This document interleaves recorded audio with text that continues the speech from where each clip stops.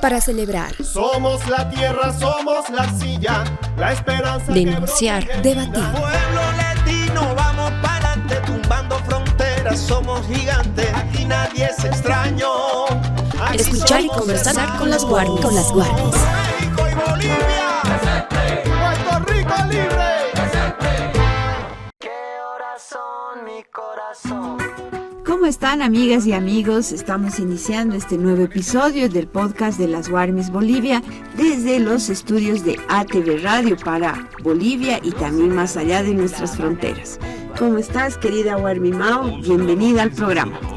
¿Cómo estás, Warmi Claudia? Por supuesto, también saludamos a todas las emisoras que se conectan ya simultáneamente para podernos sintonizar y retransmitir el programa y podcast de Warmis Bolivia.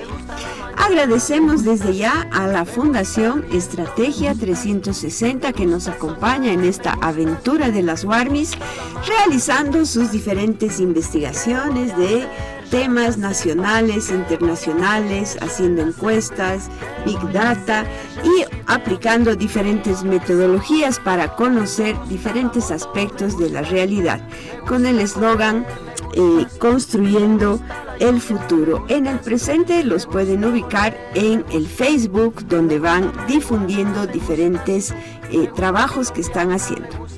También debemos saludar a las artesanías Hilaria Ardeco, un auspicio muy importante para nosotras, especialmente porque promueve lo que es la producción nacional, especialmente de la mano de la hermana Jan Sofía, que semana tras semana ella viene elaborando y, por supuesto, actualizándose en el tema, lo que es la bijutería, joyería artesanal, y la pueden encontrar en el Centro Comercial Moderna, una infinidad de trabajos.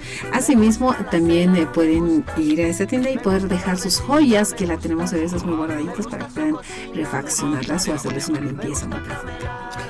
Y, como no, también agradecer el respaldo de esta organización Alianza por la Solidaridad Andina, quienes están trabajando diferentes temas en el ámbito de los derechos humanos y los derechos ambientales, que también tiene que ver con las poblaciones de las mujeres, pueblos indígenas, juventudes, todos quienes estamos involucrados en esta problemática.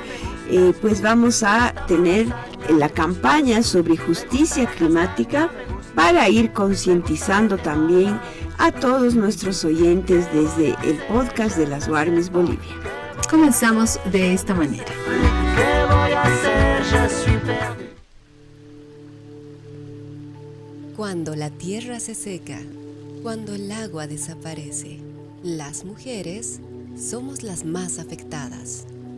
La violencia no solo llega con golpes, también llega con incendios que destruyen bosques, con sequías que nos quitan el agua limpia, con contaminación que enferma a nuestras familias. Y todo esto se suma a la violencia machista.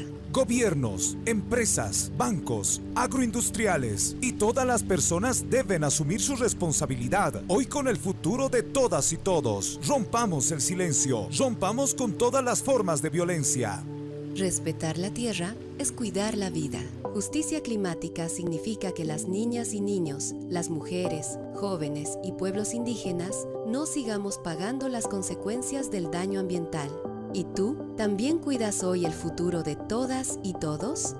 Action Aid Bolivia y el Centro de Promoción de la Mujer Gregoria Apaza, con el apoyo de la Cooperación Extremeña AECSID. Es tiempo para escuchar la fuerza colectiva.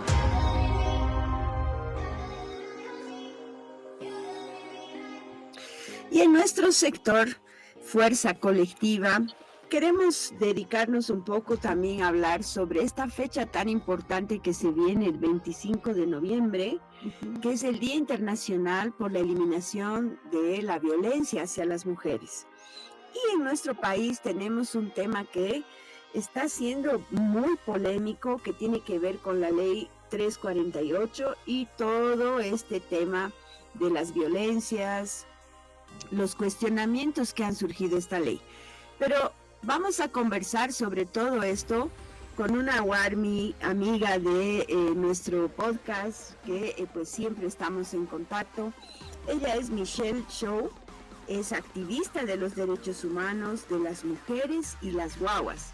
Michelle, bienvenida al podcast de las Warmis. Queremos hablar contigo sobre este tema álgido de la Ley 348.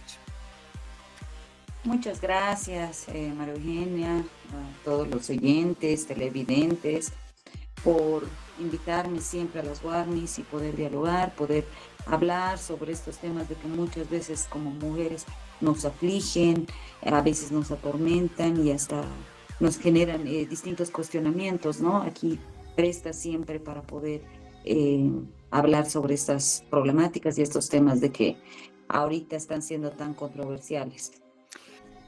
Sí, justamente, mira, hemos querido conversar contigo porque tú has estado de cerca aplicando la Ley 348 en un caso muy cercano a ti, a tu familia, y en ese sentido, pues, como familiar de una víctima de feminicidio, te queremos consultar si consideras que la Ley 348 es útil para buscar justicia en estos casos en Bolivia.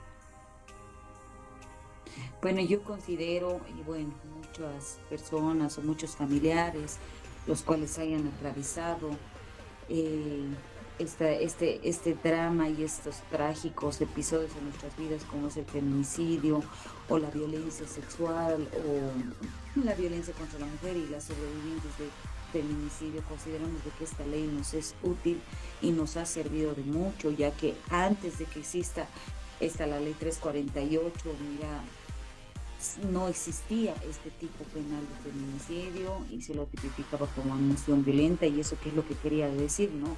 De que el asesino, por haber cometido por una escena de celos, podía quedar en la impunidad, o sea, matar a su pareja, quitar la vida a su pareja y después estar libre, ¿no? Más que con la Ley 348 se ha podido modificar y añadir este tipo penal que es de feminicidio, lo cual a nosotros en particular nos ha servido, nos ha permitido encontrar la justicia, pese de que el acceso a la justicia aún tiene bastantes dificultades, sigue siendo revictimizadora, sigue siendo esta justicia burocrática, desgastante y cara. Entonces esos ya son problemas más que todo del acceso a la justicia, más que a la Ley 348, ¿no?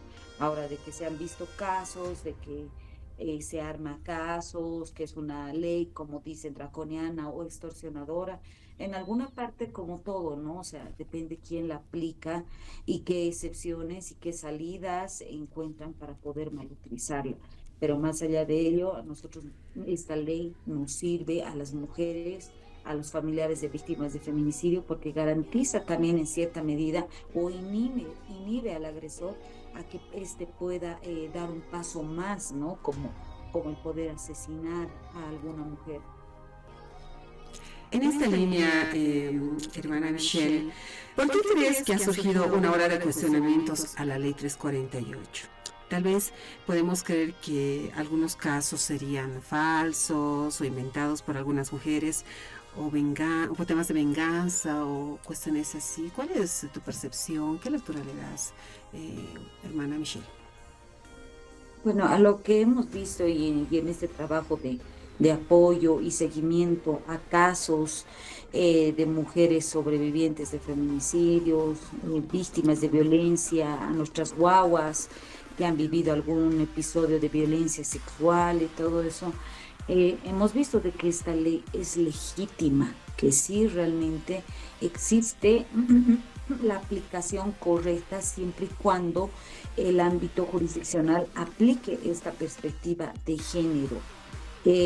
Muchos cuestionan y dicen de que esta ley solo tiene mirada o tiene un enfoque sobre la mujer, y lo cual no es así. Se considera, lo cual también está mal dicho, yo creo, de que la mujer pertenece a esta población vulnerable, pero sabemos de que no es así, porque las mujeres son las que sostienen nuestros hogares, sostienen la casa, el cuidado de las guaguas, la protección de la familia y proveedoras de vida. Entonces no se les puede decir como una población vulnerable, ¿no?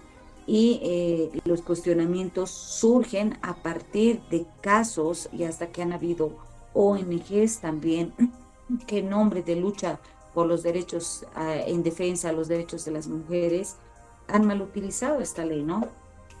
Han armado casos falsos, y bueno, con la ley existen ciertos artículos de que tan solo a la denuncia el sindicado puede ya ser acusado, ¿no?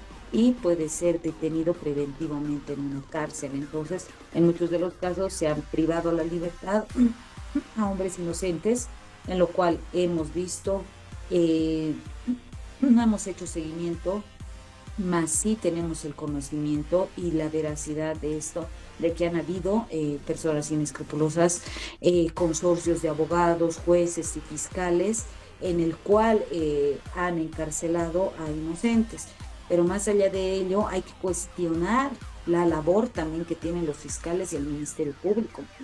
De un tiempo a esta parte se ha vuelto un nido de extorsión, de robo camuflado, donde realmente la eficacia y la eficiencia y la operancia que debería existir en el Ministerio Público no existe debido a su carga procesal. Entonces, ¿qué es lo que hacen? Es negociar, ¿no? Es negociar muchas veces las libertades de las personas. Entonces, lamentablemente, tenemos esta cuestionante en el cual se están pidiendo organizaciones de hombres, de víctimas de falsas denuncias, que se pueda abrogar esta ley. Pero lo cual es de que nosotras, muchas de las mujeres de que hemos atravesado episodios de feminicidios, de violencia, de sobrevivencia, es que prestamos resistencia a esto, porque la ley a nosotros sí nos sirve, a las personas que realmente hemos vivido y hemos pasado por estos problemas, la ley nos respalda, hasta los huérfanos de feminicidio. Lo que sí se debería hacer es tener un ajuste y una modificación. Mira, en el gobierno de Luis Arce Catacora, cuando era el ministro Iván Lima, ha hecho el 2022, ha pedido propuestas para modificar la ley 348. Muchas de las organizaciones colectivas feministas, activistas, me incluyo ahí, hemos presentado distintas propuestas, pero lamentablemente ninguna ha sido tomada en cuenta. Y eso que hemos tenido revisiones, no solo en base a nuestra realidad social, sino también a los tratados y convenios en los cuales protegen a las mujeres. No podemos seguir naturalizando el feminicidio, no podemos seguir naturalizando la violencia hacia la mujer. Estamos hablando de vidas, estamos hablando de cifras, y van a salir siempre los cuestionantes o los fundamentalistas que van a decir ¿qué con la vida del hombre? Pero aquí lo que se debe resaltar es de que la mujer, antes de haber sido asesinada, antes de haber vivido un episodio de violencia, mucho antes ha sido quizá torturada, ha vivido una violencia sexual. Y eso obviamente que da y acredita este sistema, ¿no? Este sistema que tenemos, este sistema netamente opresor, que es el sistema patriarcal, ¿no? Y obviamente de que la ley trata de erradicar esto, ¿no? Pero ahora de que el gobierno no cumpla con su rol de Estado, de que la justicia tenga un tinte político y hasta sirva para extorsionar y todo eso, ese ya no es problema de la ley como tal. Ya es problema de nuestro sistema de justicia en el cual manejamos aquí en el país. Justamente, Michelle, la OMS ha sacado un informe donde dice que 1 de cada 3 mujeres en el mundo sufre un tipo de violencia e incluso violencia sexual, ¿no? Por parte de sus parejas.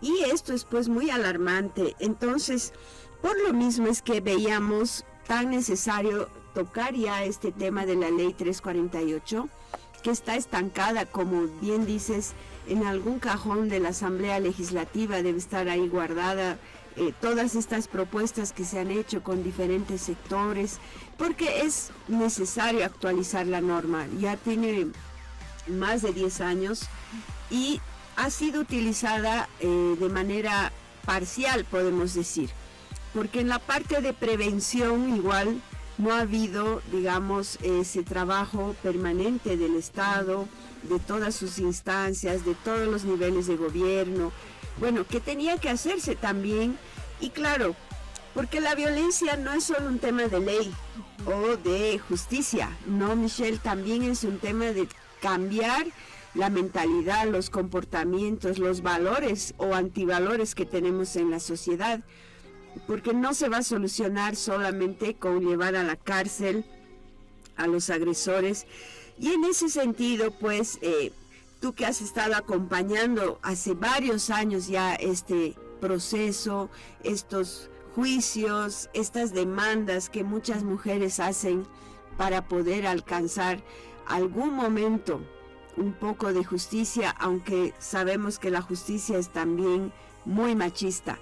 ¿Qué caminos crees que se deben tomar para que esta nueva Asamblea Legislativa Plurinacional, en la que la mayoría de las asambleístas son mujeres además, qué podemos hacer para que se pueda encaminar esto de una vez y destrabar en la Asamblea Legislativa? Esta última cumbre de justicia, tenemos aliadas, ¿no?, que son abogadas, que son magistradas, de que han participado, la propia Universidad Mayor de San Andrés, que han participado en esta cumbre de justicia, y lo cual lo que se pretende como tal no es abrogar la ley, sino es modificarla. Es modificarla para que tenga mayor efectividad, y tal cual como lo dices, María Eugenia, lo que se debe hacer inicialmente es trabajar en estas políticas de prevención, en estas políticas de comunicación. Hemos tenido con anterioridad un gobierno que un viceministerio de comunicación hacía más propaganda al partido oficialista que hablar de estos temas, que hablar de esta problemática, que es lo que pasa el día de ayer. El día de ayer se tiene un autor confeso en Chulumani que ha violado y ha asesinado a una adolescente de 13 años. Y la cuestión de todos es por qué la adolescente que recién está saliendo de una infancia estaba en la madrugada en las calles. O sea, y de por sí uno cuando está en su casa, ¿qué es lo que hace? Hijita, cuídate. O hijita, por favor, no hables con extraños. Y al varoncito a un lado, ¿no? Entonces a veces nuestra crianza está en base a estos estereotipos y a estos modelos machistas en los cuales en vez de solo decir cuídate, hijita, también a nuestros hijos respeta, cuida, valora, ¿no? Entonces eso es lo que debe enfocarse esta ley. La ley como tal, dentro de su objeto y dentro de su naturaleza, dentro de su exposición de motivos, habla de una prevención, de una atención, de una persecución y de una sanción eficaz, lo cual el Estado debe dotar todos sus recursos, poner una mayor atención para que existan políticas de prevención desde los colegios, desde la comunidad y desde nuestras casas. Recientemente un padre supuestamente flagelaba a su hijo porque su hijo le ha robado un monto de dinero y el padre solo estaba llevando la crianza de los hijos. Entonces, si toda la cuestionante se va siempre hacia el padre, ¿no? Quizá a veces la violencia o el adultocentrismo es también un exceso, ¿no? Pero no existe tampoco un apoyo en el cual se diga cómo debe ser o cómo se puede apoyar en la crianza. Entonces aquí es el rol del Estado. El Estado debe tener políticas educativas de prevención en los colegios. En los colegios además hemos propuesto esto hasta el Consejo Municipal de La Paz, en el cual se pueda ver y llegar al Ministerio de Educación, donde existan ítems en el cual se garantice y se tenga 1, trabajadoras sociales, 2, psicólogas, para que identifiquen si existen casos de violencia, porque el niño es retraído, no solo es que aprenda 2 más 2 o aprenda a leer y listo, ¿no? O sea, que el niño también se puede identificar qué es lo que suscita en su hogar, y poder hablar de estos temas de la perspectiva de género, de derechos humanos, de derechos fundamentales que están dentro de la Constitución, y es obviamente de que es labor también y está establecido en la Ley 348. Y lo otro es de que exista mayor presupuesto para la atención de víctimas de violencia, aquellas que van a denunciar. El presupuesto de lo que tenía 1.3 con anteriores años, ahora tiene 0.4 destinado para los municipios. Entonces se ha reducido el presupuesto. Entonces, ¿de qué eficacia vamos a hablar si las víctimas que van a denunciar llegan casi moribundas y retornan a sus hogares cuando el agresor se ha enterado de que ha sido denunciado? Entonces decide quitarle las vidas, porque lamentablemente el sistema de denuncia y de protección hacia las mujeres no son efectivos. O tal vez modificar de que no solo sea la FELCB quienes atienden los casos de violencia, sino también de que existan las propias víctimas sobrevivientes o que existan psicólogos, trabajadores sociales con especialidad en estas áreas y que no exista tanta burocracia y revictimización. Y lo otro es de que la justicia como tal, se tiene una justicia que está podrida, se tiene que modificar. Se tiene que hablar del órgano jurisdiccional, de que el Consejo de la Magistratura tiene que estar sobre los tribunales de justicia, de estos de violencia contra la mujer, aquellos que lucran con la vida. Y bueno, al final que ya no exista, que sea un proceso no tan burocrático, porque es tan revictimizante que cualquiera, antes de revivir esos momentos de ser victimizada, cualquiera puede desistir a estos procesos. Entonces, el problema no se debe enfocar tanto en la ley 348, sino también en esta modificación y en una aplicación en el cual exista la voluntad política, la voluntad del presidente, la voluntad del legislativo, para que existan mayores recursos y para la creación de políticas específicas que vayan a la comunidad y al sistema educativo. Puntos claves en los cuales nos socializas, hermana Michelle, especialmente en esta coyuntura actual donde se han incrementado los casos de feminicidios, lo manifestabas este último caso en el sector de Churumani, y asimismo haces bastante énfasis, nos parece imprescindible en el tema de la educación, ¿no? Abrir programas, implementar programas en tema de prevención de violencia o identificación de la violencia en los niños también, el tema de la economía, no mayor presupuesto para poder atender esta área, asimismo el tema de la policía y la justicia, ¿no? Que van casi, podemos decirlo, de la mano para que haya una atención mucho más especializada en estos casos de violencia. Ya para esta parte también quisiéramos consultarte, y en toda tu experiencia, en todo lo que tu trayectoria profesional y todo lo que has vivido también de manera personal, Guadalupe Michelle, coméntanos estamos a unos cuantos días de lo que va a significar el 25 de noviembre, Día Internacional de la Eliminación de la Violencia contra las Mujeres. ¿Cuál es tu mensaje a todas aquellas hermanas que nos están escuchando, no solamente en Bolivia, nos escuchan más allá de nuestras fronteras? ¿Qué es lo que les podrías decir y aquellas personas también que están atravesando situación de violencia? Vísperas, tal cual tú lo dices, el 25 de noviembre no es una fecha cualquiera, es una fecha en la cual también recordamos a nuestras víctimas de feminicidio, estas que han sufrido una violencia extrema por parte de sus parejas, por parte de sus excónyuges, esposos.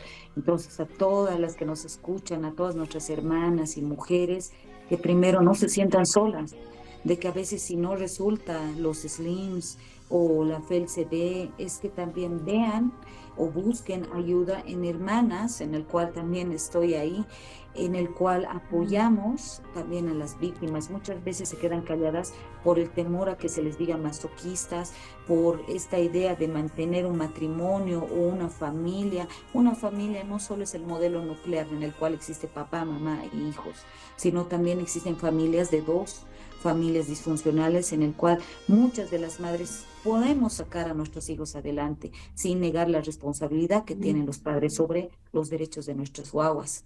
Entonces, no callarse, buscar ayuda, buscar aliados, y no solo a ellas, ¿no? Sino también llegar a las familias, a las amigas, en muchos casos, en vez de juzgarlas, también apoyarlas, porque las víctimas de violencia no es que sean masoquistas, las víctimas de violencia en muchos de los casos han perdido la identidad, han perdido la autoestima, viven temerosas, y que lo que buscan es un apoyo, un abrazo y ser comprendidas. Entonces, no juzgarlas y apoyarlas desde donde estemos y hacer un tejido entre hermanas mujeres para así poder salir adelante de esta violencia, y al Estado como tal que refuerce estos sistemas de protección hacia la mujer para que así reduzcamos las cifras. Tenemos cifras que son alarmantes, y el día de mañana ayer ha sido mi hermana, mañana puede ser tu amiga, mañana puede ser tu madre, tu hermana, tu hija.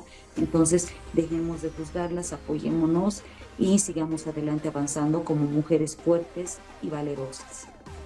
Gracias por este mensaje, querida Michelle. Como dices, necesitamos tener muchas más redes de contención, de apoyo, de solidaridad, sororidad entre todas nosotros. Vamos a estar acompañando este proceso de la Ley 348 y como siempre consultándote también con toda esa experiencia y ese activismo que llevas adelante. Muchas gracias. Muchas gracias a ustedes, hermanas Warmis, y hasta la próxima y bueno, esperemos que siempre exista un mañana mejor para todas nosotras. Muy bien. Un abrazo. Un hayaya.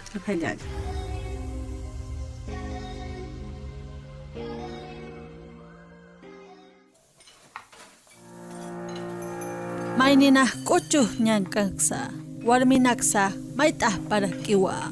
Chichi ropa untawi, uka wainakas lurapsi, maderampi sillaj a lurapsi, hurampi champakawi lurapsi. Uka economía circular satakiwa, unati ukiti ukampi chama, umnakasi, mayampi aknakasi, ukamaraki pachamamampi aksatañani. Haniwa taki kuchusa uka hukampi hakanyatakiu lurasi kunham luraña maitawa hakasaña maitawa warmikunaka economía limpiampi saratapsi haniu taki kuchu ukiti taki maitasi soma hurakitaki. Action Aid Bolivia y el Centro de Promoción de la Mujer Gregoria Apaza, con el apoyo de la Cooperación Extremeña AECSID. Escuchas Las Warmis. Continuamos con Las Warmis.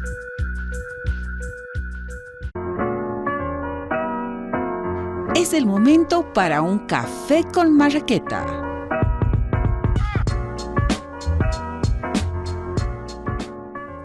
Ingresamos ahora a nuestro sector Café con Marraqueta aquí en el podcast de Las Warmis Bolivia y vamos a hablar de una obra con títeres que está en nuestra ciudad de La Paz de la mano de una compañera, amiga y Warmi valiente que está aquí en el estudio, Carmilla Dubrec.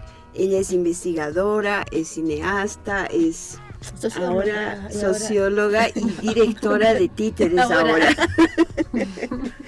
Carmilla, qué lindo que estés aquí en el programa de Las Warmis. Cuéntanos cómo es esta aventura a la que te estás lanzando con el nombre de Paulina y la magia de la tierra. Muchas gracias, Claudia, por la invitación. Realmente es una aventura esta incursión en los títeres, pero bueno, esta obra se llama Paulina y la magia de la tierra y es resultado de un cuento que escribí hace algún tiempo. Yo, como lo has mencionado, soy socióloga, pero hago gestión cultural y hago realización audiovisual, ¿no? Uh-huh. Son esas tres áreas en las que me muevo, digamos. Y haciendo gestión cultural, presenté un proyecto hace mucho tiempo, no tanto tiempo, hace algunos años, al FOCUART. Entonces ahí era recuperar historias y convertirlas en cuento, ¿no? Hice un proceso de recuperación con niños, jóvenes, adolescentes del colegio Abraham Reyes, ¿ya? Entonces ahí justo fue que 2019 y que se nos vino todo lo que se nos vino en el país. Y es un proceso que no logramos concluir bien, ¿no? Porque ya no podíamos movernos y todo el tema, todo se interrumpió. Entonces me tocó, porque como era un fondo, tienes que terminar finalmente los productos para entregarlos, ¿no? Y trabajando por Zoom y no sé qué con los chicos, finalmente logramos hacer unos primeros borradores de los cuentos que presenté y luego se quedaron ahí. Pero ya con el tiempo de la pandemia, porque luego nos vino la pandemia, claro.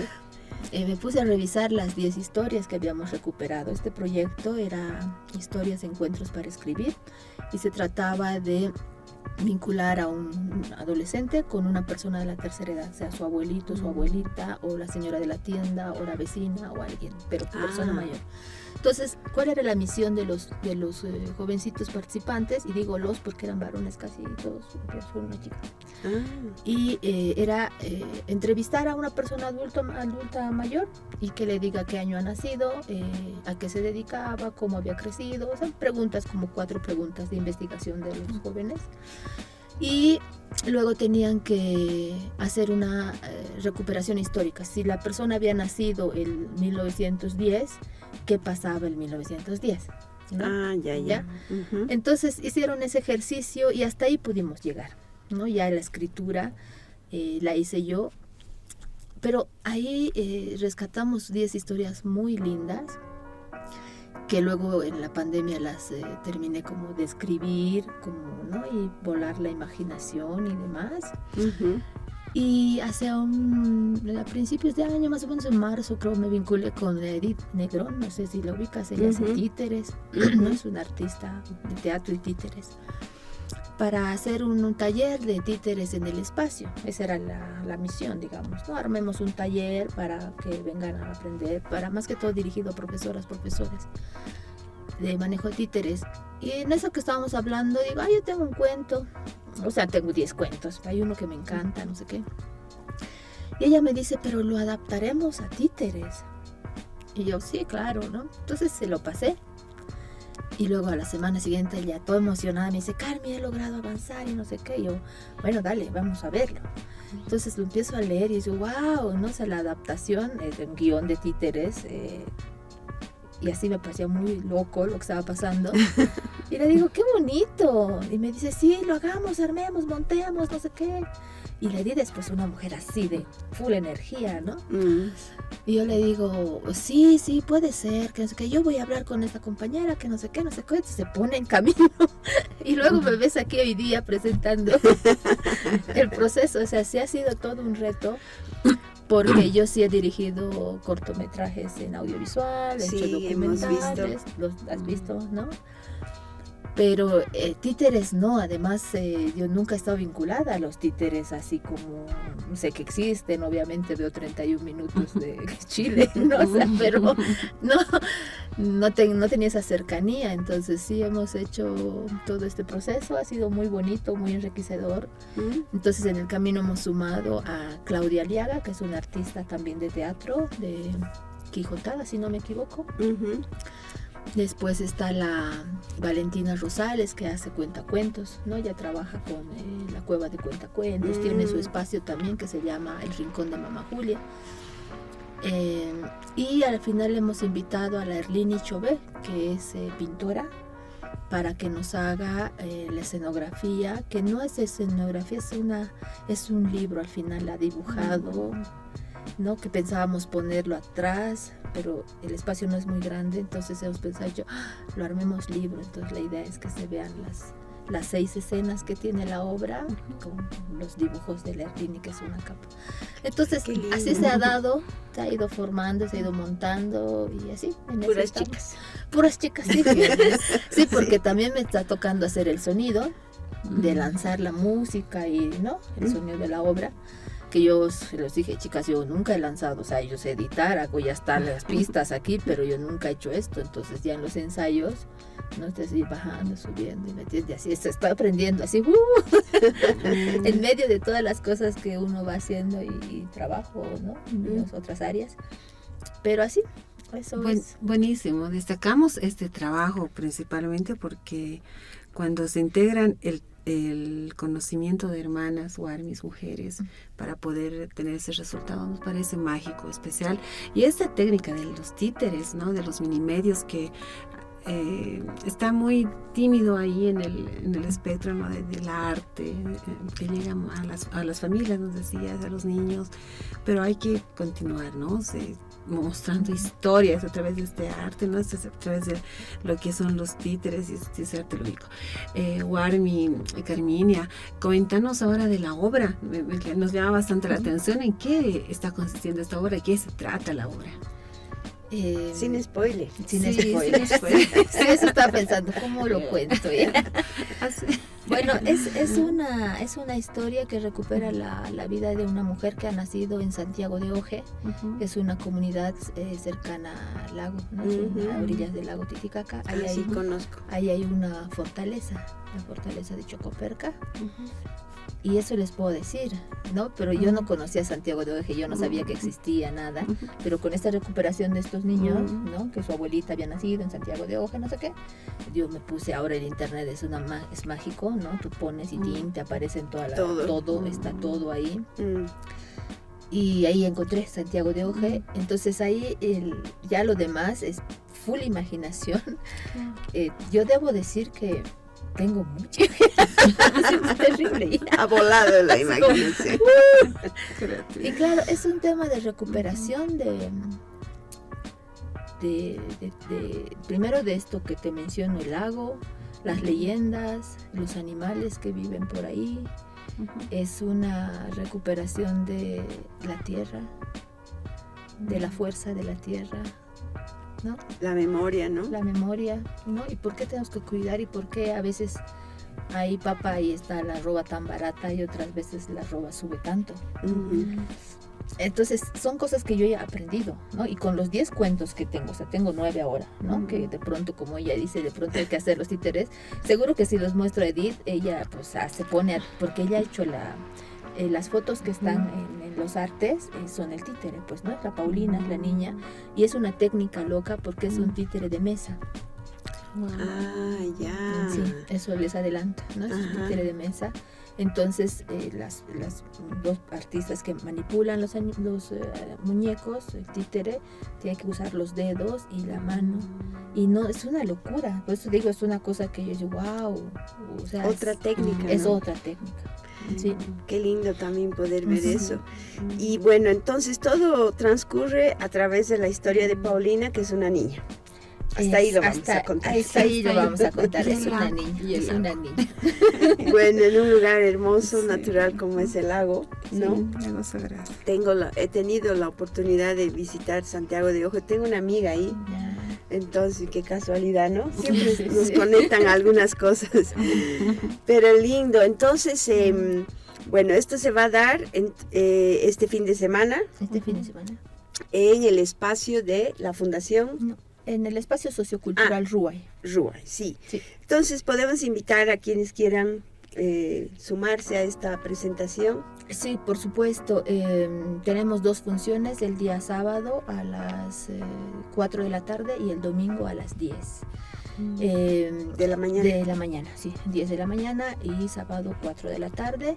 Es en el espacio sociocultural Ruay, que queda en la calle Jamaica, detrás de la Universidad Loyola, paralela a la Buch, atrás, ¿no? El teleférico Blanco Café, en esa callecita. Y eso, ahí en los artes está el QR y el número telefónico también al que pueden llamar, porque el QR es para pagar la entrada, que tiene un costo de 25 bolivianos. Y el mensajito, ¿no? Acabo de comprar la entradita, estamos ahí atentos a que si quieren comprar las entraditas, venir a verlas. Y también tenemos otra opción para, bueno, ya está acabando el año, pero si hay algún colegio, de ciclo básico, que nos pueda contactar en ese número para llevar la obra, que es también otra forma. Buena idea. Sí. Por lo de fin de año también, por eso. Exacto. Warmi, Carminia, tal vez para esta parte final, tu mensaje a las hermanas, a los hermanos creadores que están con esa iniciativa de poder retomar esas técnicas de arte, ¿no? Para poder mostrar obras. Nada, la imaginación es genial y siempre somos bien recursivas, ¿no? Y hay que aprovechar eso. Yo creo que todo está en nosotros, en la posibilidad de tener una historia, llevarla adelante. Y en los títeres hay una infinidad de técnicas en títeres que yo he aprendido con las compañeras. Pero yo tenía la idea del títere de guante, ¿no? Que es el títere que tú tienes ahí. Como los del huaki de Cocha, que son tan... Claro, ¿no? Pero no, hay un montón de técnicas y de otras formas. creativas, ¿no? Porque de hecho los títeres participan en esta obra son de material reciclado. De hecho todo lo hemos hecho así, con papel maché, con maple de huevos, y esto puede ser esto. Así es una locura, porque las chicas realmente tienen mucha imaginación, las compañeras. Qué lindo. Y yo creo que hay que aprovechar eso y nada, si tienes una idea de hacer algo, hay que hacerlo, yo creo. Y lanzarse como la Carmilla. Sí. A la piscina. Gracias, querida Carmi. Ha sido un gusto tenerte aquí en las Warmis. Y bueno, para los siguientes cuentos, ya sabes, claro, aquí primero. 9 veces. Muchísimas gracias por la invitación y sigan adelante con su programa. Gracias, muchas gracias.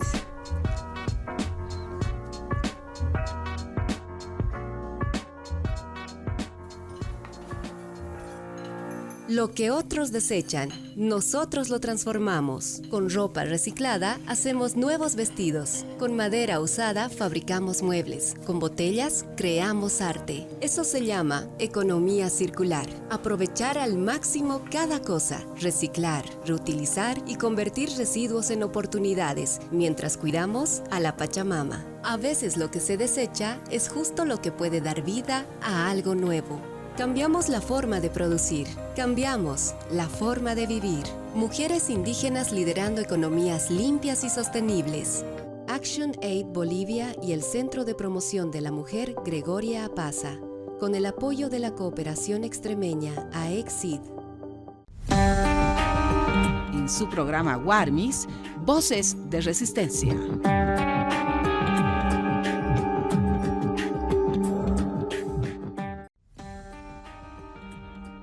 Muy bien, y nosotros continuamos en su programa y podcast de Warmis Bolivia por ATV Radio.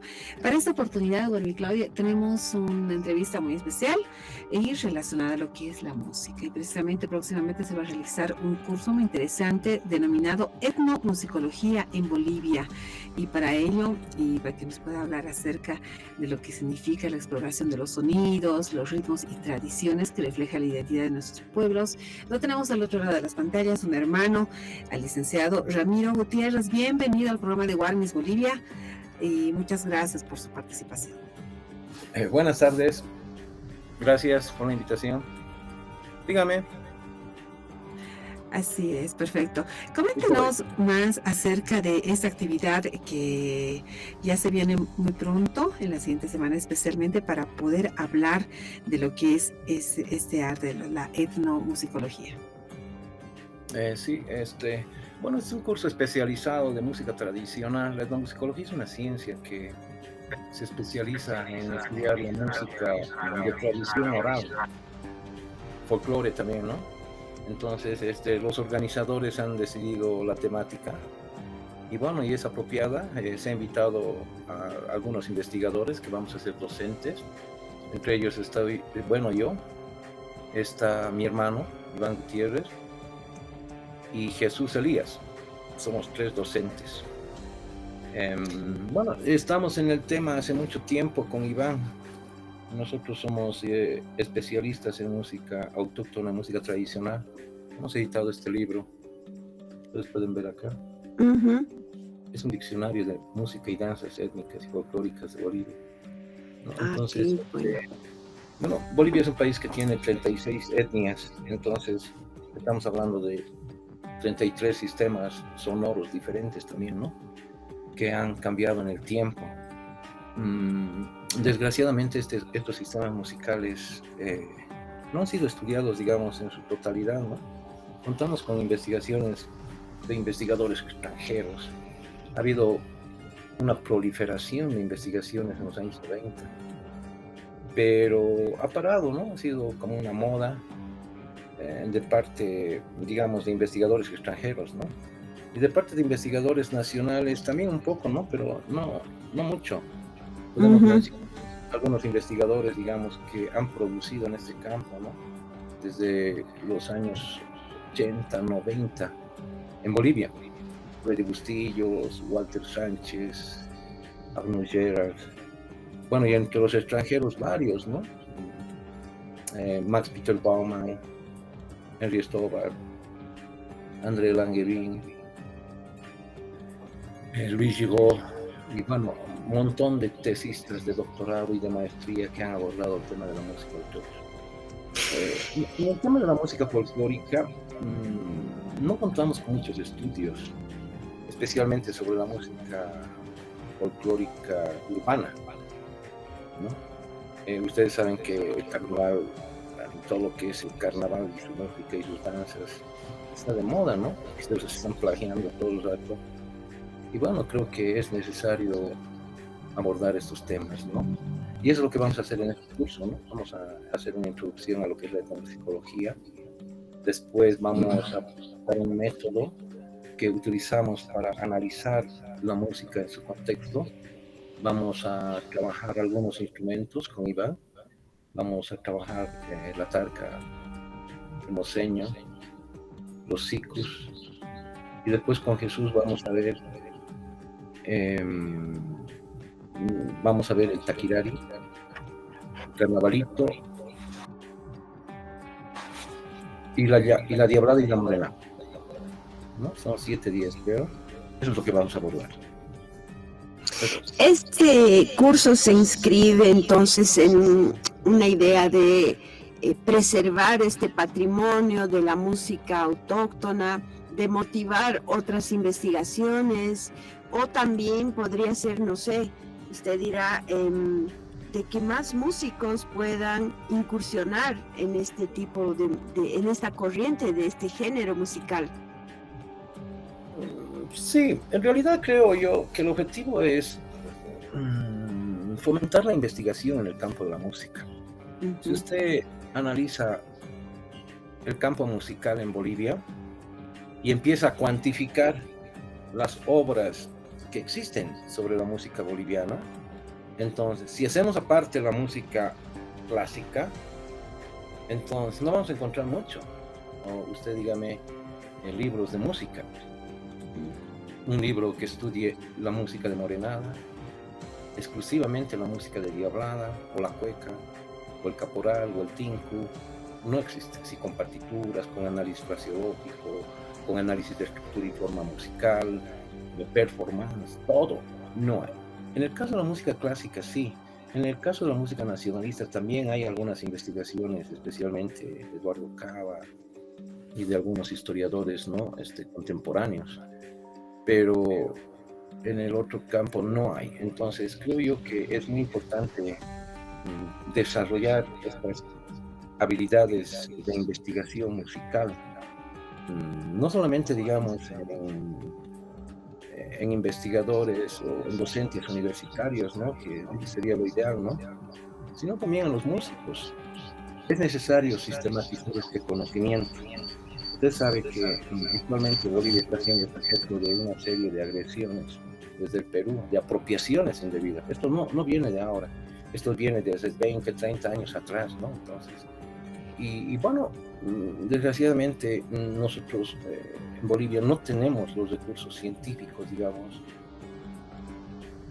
o nos faltan, digamos, para lograr una defensa acérrima, ¿no? Necesitamos tener investigaciones científicas precisas sobre cuándo ha surgido un género musical, quiénes lo han creado, cómo se ha desarrollado en el tiempo, qué influencias ha tenido. Bueno, pues hay un montón de variables y de temas que hay que estudiar, ¿no? Entonces, eso es, creo yo, ¿no? Entonces, principalmente este curso está orientado a fortalecer por eso las capacidades investigativas, sean maestros, sean investigadores de antropología, de música, de lo que sea, ¿no? Porque, como le digo, este es un campo no muy conocido, ¿no? Porque en realidad utiliza dos ciencias la etnomusicología, ¿ya? Por una parte utiliza la parte metodológica de la antropología, de todo lo que es la investigación etnográfica, la investigación de contexto, ¿no? Y por otra parte está la musicología, ¿no? Que nos presta toda su teoría y su método para analizar la música. Entonces, un etnomusicólogo tiene que estar capacitado para analizar la música en su contexto social y cultural. Tiene que tener la capacidad de describir por qué, digamos, la cumbia chicha actualmente está entrando en el caporal. ¿Por qué tendríamos que prohibirlo? ¿O por qué no tendríamos que prohibirlo, no? Entonces creo yo que la antropología de la música y la etnomusicología nos van a dar muchas respuestas a todos estos problemas. En esta línea, licenciado Ramiro, coméntenos la importancia especialmente de poder retomar el querer conocer, dejar a estas generaciones que tenemos en nuestra actualidad, de jóvenes, niños, mujeres, que de alguna manera deben conocer estos ritmos y todo lo relacionado a lo que es la etnomusicología de nuestro país. Bueno, a nivel general creo yo que, ¿cómo le diría? Vivimos tiempos bien complejos, entre comillas, ¿no?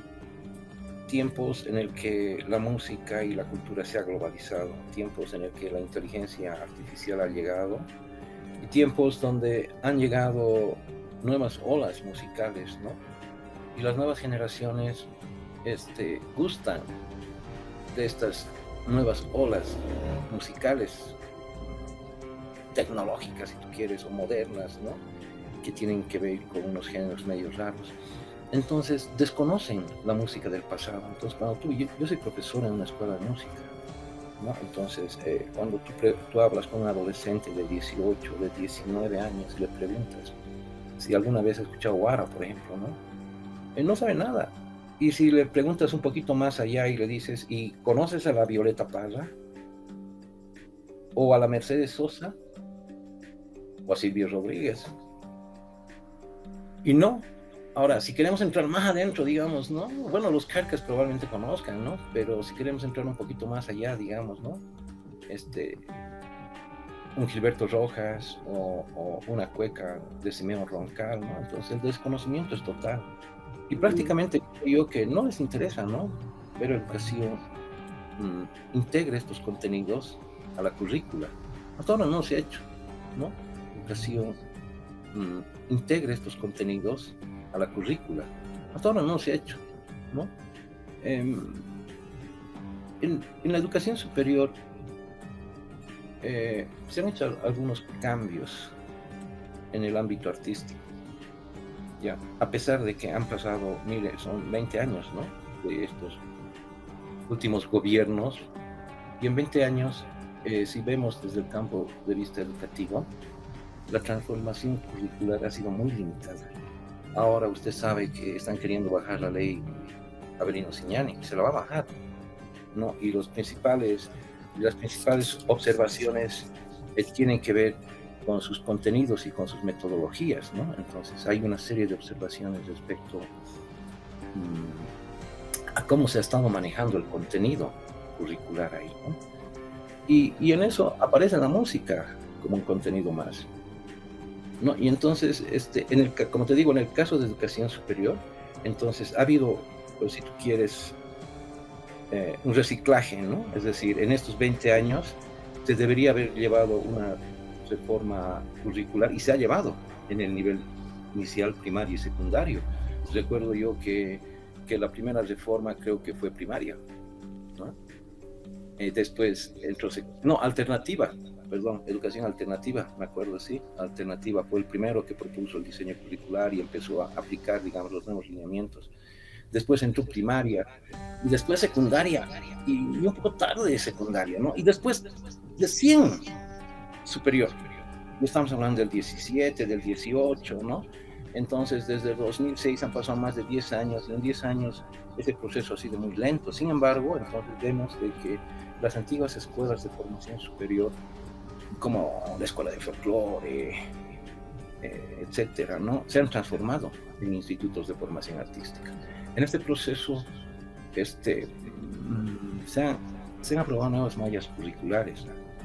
Y en estas nuevas mallas curriculares, bueno, primero hay que mencionar que estos centros de formación tienen 3 especialidades en el tema musical.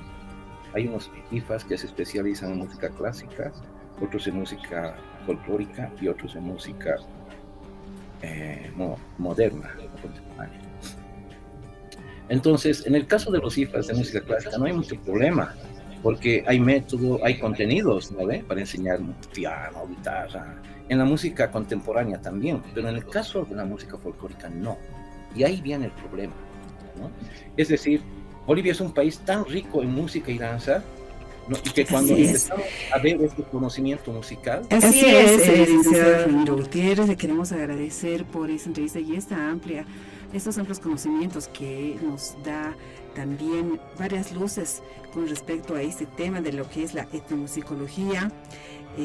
Agradecidas nosotros porque también de alguna manera existen investigadores e investigadoras en nuestro país que todavía están en esa línea de poder conservar lo que tenemos en Bolivia. Los sonidos son diversos en nuestro país. Un abrazo grande, muchas gracias. Su despedida, por favor. Muchas gracias, licenciado Ramiro.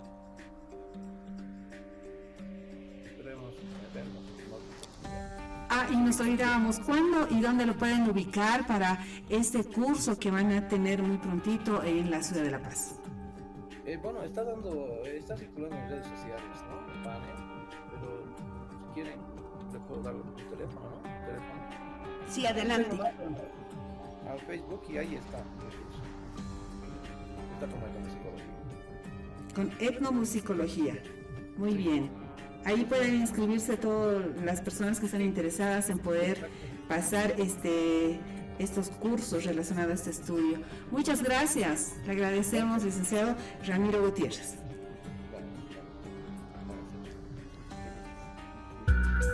Escuchas Las Warmis. ¿Qué horas son, mi corazón? Y en la recta final de nuestro programa de podcast de Warmis Bolivia, queremos agradecer a todas las emisoras que nos han sintonizado hasta este momento. Un abrazo grande a todas ellas, porque semana tras semana incondicionalmente retransmiten este programa que va con una diversidad de temas que son de su interés. Asimismo, debemos indicarles que nos pueden seguir en el programa en nuestras plataformas digitales como Facebook, YouTube, TikTok y Spotify. ¿A qué correo electrónico nos pueden escribir? También pues recibimos mensajes, propuestas, críticas, todo es bienvenido en el correo electrónico warmibolivia7@gmail.com. Hasta aquí hemos llegado, que tenga buen resto de jornada en este sábado. Hasta la próxima. Un hayal. Me gusta correr, me gusta. ¿Quién y cómo diciendo, ay si güey Sarita, dejando tu pueblo, así estás caminando? Olvidando tu pueblo, así estás caminando. Me voy, me escapo diciendo, estás caminando. Recuerda con todo el corazón, ¿quién eres tú?